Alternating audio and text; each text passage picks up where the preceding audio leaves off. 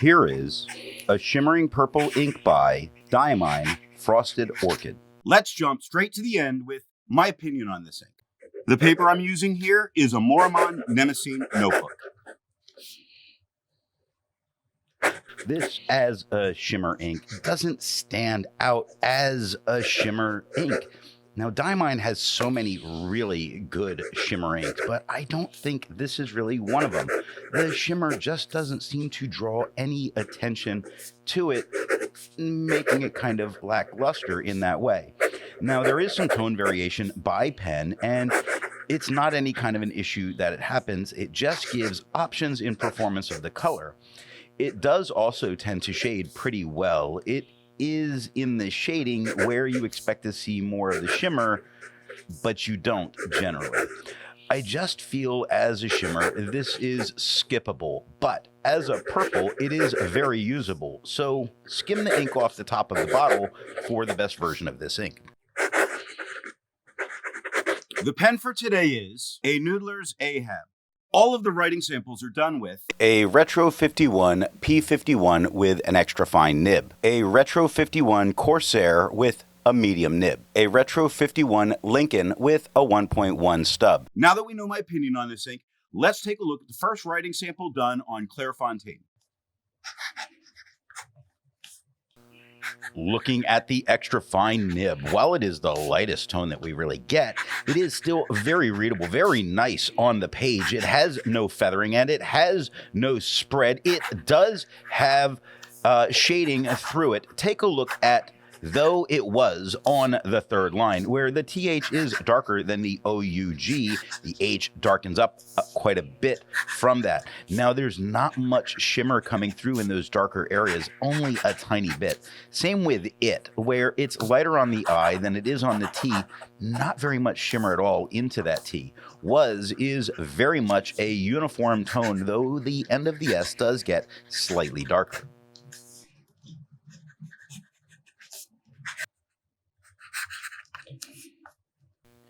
Looking at the medium nib, it is a whole lot darker than it was with the extra fine. We get no feathering and we get no spread. We do get some shading in a pretty wide area. Look at wide on the first line, where it starts as sort of a mid-tone at the beginning of the W, lightens up during the W into the I. It is during the D that it starts to get much darker into the E, and we even do get a bit of shading there. Now, swell up all on the third line, where swell is fairly the lighter tone. No shading, no shimmer showing up. Up starts lighter, does get darker onto the P, does have a tiny bit of the shimmer coming through. Same occurrence with all, that starts lighter, does get darker through the word to the last L, and the last L is the only place where we're seeing some of the shimmer come out.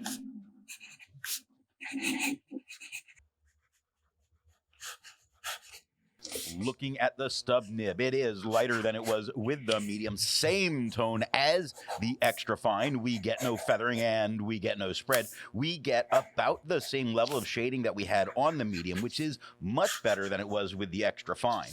Look at how far the on the second line, where the H is a little bit darker than the OW. It's during the O that it does lighten up. No shimmer in that word. Far, it wasn't for the far. The F is a little darker during the A. It lightens up. It continues lightening into the R. It's the downstroke at the end of the R that does lighten a little bit. Same occurrence with the, but it's much more noticeable there, where the T is lighter than the he at the end. Now, the he of all three of those words is the only part where shimmer shows up. So it's just the end of the at the end of it. Looking at the back of the page, we get no bleeding and no ghosting. Like most inks, this one comes in a bottle. This is how the Pilot Custom 823 fits. And here is the Pelican M1000. Here is the ink level when you can no longer fill a Lamy Safari. There was approximately 13 milliliters of ink left. The next writing sample is done in a Portage reporter's notebook. Looking at the extra fine nib, it is the same tone as it was on the Clairfontaine. We get no feathering, we get no spread. We're not going to get any shimmer here, the more absorbent paper is really going to go ahead and make sure that doesn't occur.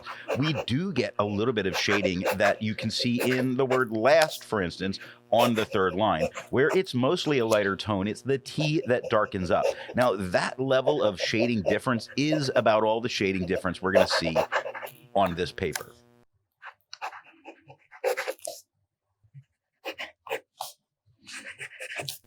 Looking at the medium nib, it is quite a bit darker than it was with the extra fine, a little bit lighter than it was on the Clairfontaine. We get no feathering, we get no spread, we get better shading than we had with the extra fine. And I made that comment that on the word last, it was going to be about the best shading that we got here. Not really. The medium does give much better shading. Look at the gloom on the second line, where the T of the is lighter than the he. Gloom starts much lighter, works its way darker at the M. No shimmer coming through here at all.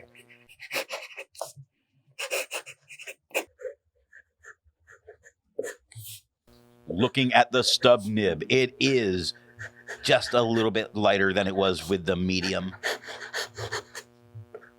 About the same tone as it was on the Clairfontaine. Tiny bit darker than the extra fine here. There's no feathering and there is no spread. There's almost nothing for shading. The only place really you can find it standing out is on others. First word, first line. The H is much darker than the rest of the word. Other than that, most of the shading difference is really small. Like on miserable on the first line, the LE is a little bit darker. Forest on the second line, where the F is darker, the or S gets lighter, and the T much darker again. Looking at the back of the page, we get no bleeding and no ghosting. There's a lot to learn by doing multiple chromatographies. The one on the left is immediately put into water for 10 to 15 seconds. The one on the right, marked with a D, is let dry for 10 minutes before putting it into water.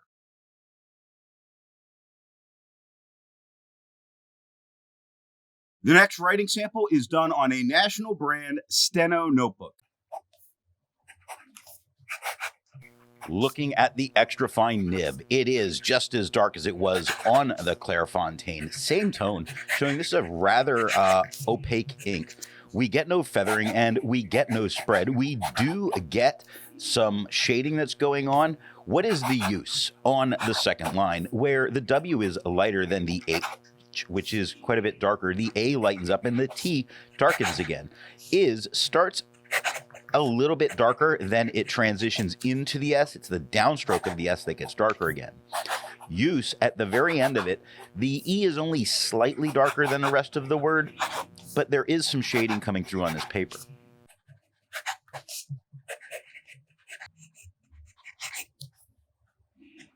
Looking at the medium nib, it is darker than it was with the extra fine, darker than on the Clairfontaine. We get no feathering and we get no spread. We get almost nothing for shading and nothing as far as shimmer. Now, when I say almost nothing for shading, if you look at the on the first line, much darker than the word made directly underneath it. Now, made does show some shading throughout the word, where it starts lighter, gets much darker during the downstroke of the D and the E.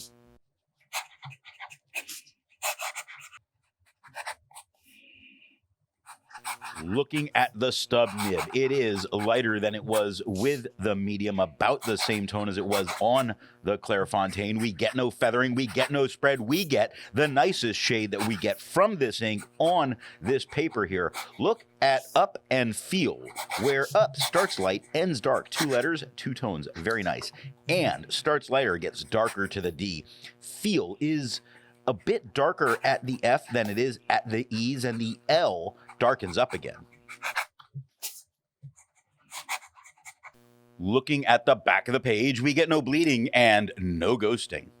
Resistance tests are done to see how this ink can be expected to perform on the page, and more importantly, how hard it may be to clean from your pen. The smear is allowed to dry for 3 days before testing it. The highlighter is on the top left, pen flush is on the top right, 1/3 bleach solution is on the bottom left, and water is on the bottom right. The next writing sample is done in a Rhodia notebook. Looking at the extra fine nib, it is the same tone as the Clairfontaine. We get no feathering, we get no spread, we get shading that I think is showing up a bit nicer here than it was on the Clairfontaine. Look at that they were on the second line, where that is mostly dark, but it's the A that lightens up. The TH is darker than the E. Now the top of the Y and the bottom of the Y are darker, but it's the up loop, very end stroke of the Y that does lighten up a little bit. Were starts much lighter and gets darker-ish at the final E. Not showing a ton of some color variation there, but it's definitely there. Similar to what's going on with Hungry on the third line, where there is some shading going on there, and it's very minor and subtle in its back and forth.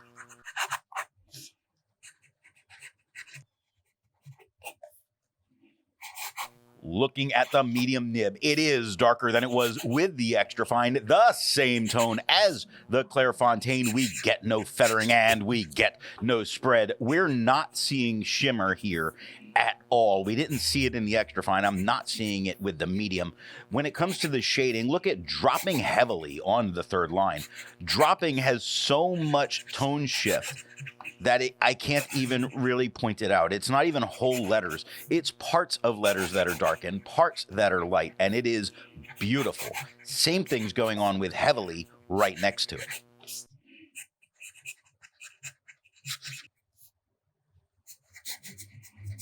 Looking at the stub nib, it is just a little bit lighter than it was with the medium, darker than it was on the Clairfontaine. We get no feathering and we get no spread. We do get shading just as well as it did with the medium nib on this paper, which while it shaded very well on the Clairfontaine, it's definitely shading better here. They were first line. Look at how many tone shifts go on every letter and within letters, different tones. Anything, third line, same thing. Second verse, same as the first. Beautiful shading happening here. Looking at the back of the page, to no surprise, there's no bleeding and no ghosting. With over 1,000 inks reviewed, let's take a look at some color comparables. Here is Ancient Charm, The Moon Over the Mountain Pass. Here is Krishna Moonview.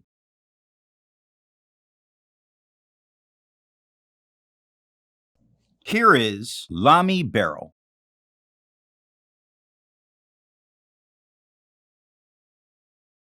Here is Pelican Amethyst.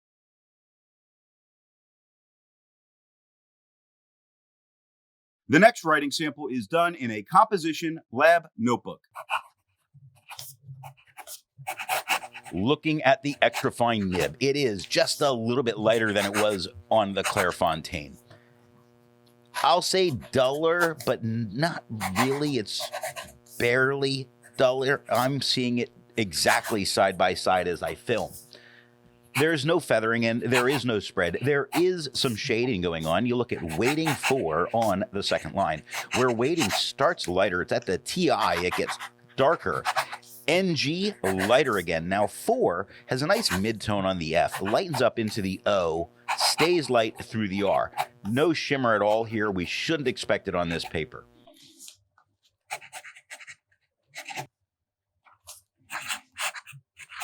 Looking at the medium nib, it is a bit darker than it was with the extra fine, lighter than it was on the Clairfontaine. We get no feathering and we get no spread. We do get, unexpectedly, a ton of shading going on in particular words. Look at unexpectedly, first word, first line. The U is darker than the N. The EXP gets dark. The next E lightens up. C lightens up. The TED is a little bit darker. The L lightens. The Y darkens. It's very nice in what's happening. Now, that's an extreme thing, but it does do it quite suddenly and quite frequent. Look at suddenly on the second line, where the S is lighter than the U. It darkens again during the first D, where it is now darker into the second D, lightening up in the EN, dark on the LY at the end. Really nice what's happening. Really not expected for this paper.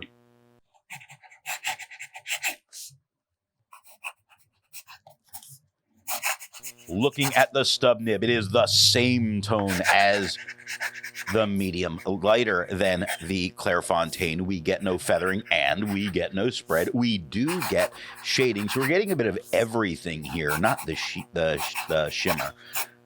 Look at everything on the second line, where the E is darker than the V, but V into E darkens up. The R is very light into the Y, where it darkens up quite a bit. The TH are darker. The IN lighten a little bit, and parts of the G are very dark and other parts very light. Looking at the back of the page, we get no bleeding and no ghosting. While it's nice to see inks in the same color family, I prefer to find an ink that complements this color on the page. Here is a green ink by Cavendish Vibrant Green. Here is a gray ink by Ackerman, their number 29. Here is a pink ink by Private Reserve Shell Pink. Here is a yellow ink by J.R.R. Amber de Bermini. The last writing sample is done on 20-pound copy paper. Looking at the extra fine nib. It is darker than it was on the Clairfontaine. We do have feathering and we do have spread. Neither are really much of an issue. I mean, you see it much more on Last Thing in the first line. You see it some on Hobbit's House in the third line. Not bad. It's definitely usable here. There's moments of some very subtle shading, like on Hobbit's third line, where the H is a little bit darker than the Abi in the middle, but the T darkens up and the S has a lighter top than it does a bottom.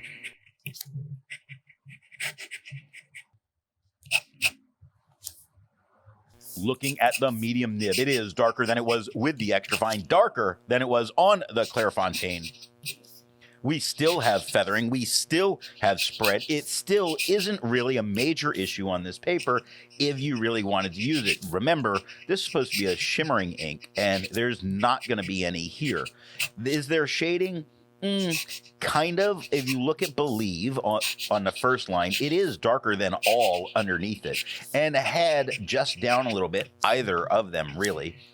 The H's start a little bit darker than the A's and the beginnings of the D, and it's the downstrokes of the D that does get a little bit darker again, so there is little bits of shading.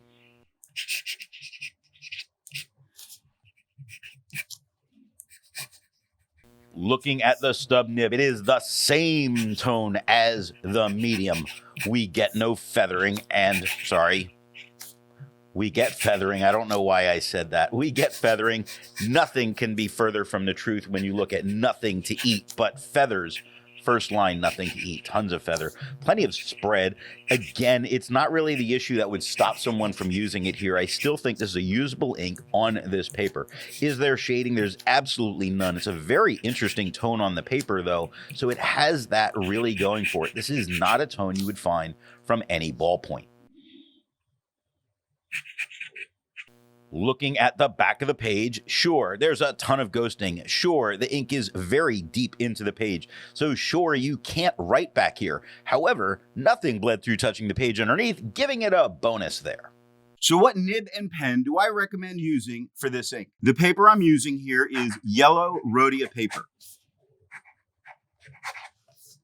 The extra fine is a dry pen, so it is naturally going to be the lightest tone with the least amount of shading, and it has almost no shimmer. The medium is much darker than the extra fine with much better shading and much better showing of the shimmer.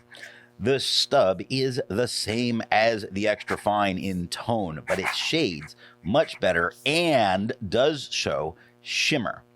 Better than the extra fine. The very wet Ahab that I'm using right now had the best shading and showing of shimmer, though that's not really a surprise now, is it?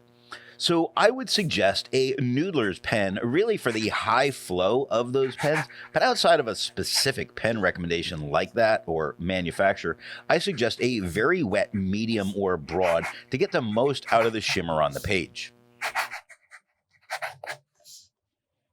I hope you got something out of this video, and thanks for watching.